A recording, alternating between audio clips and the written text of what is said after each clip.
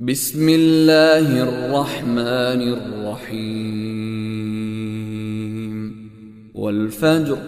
وليال عشر والشفع والوتر والليل إذا يسر هل في ذلك قسم لذي حجر ألم تر كيف فعل ربك بعاد إرم ذات العماد التي لم يخلق مثلها في البلاد وثمود الذين جابوا الصخر بالواد وفرعون ذي الأوتاد الذين طغوا في البلاد فأكثروا فيها الفساد فصب عليهم ربك سوط عذاب إن ربك لبالمرصاد فأما الإنسان إذا ما ابتلاه ربه فأكرمه ونعمه فيقول ربي أكرمن وأما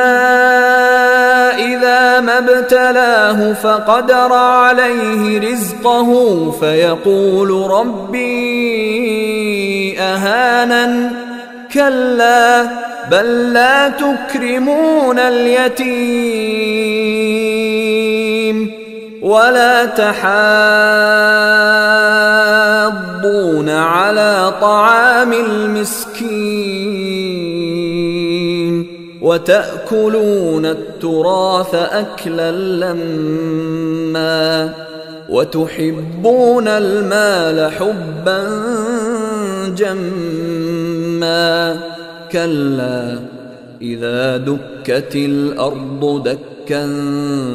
دكا وجاء ربك والملك صفا صفا وجيء يومئذ بجهنم يومئذ يتذكر الإنسان وأنى له الذكرى يقول يا ليتني قدمت لحياتي فيومئذ لا يعذب عذابه أحد ولا يوثق وثاقه أحد يا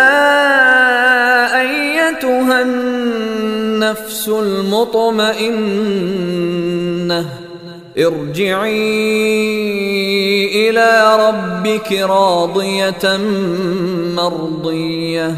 فادخلي في عبادي وادخلي جنتي.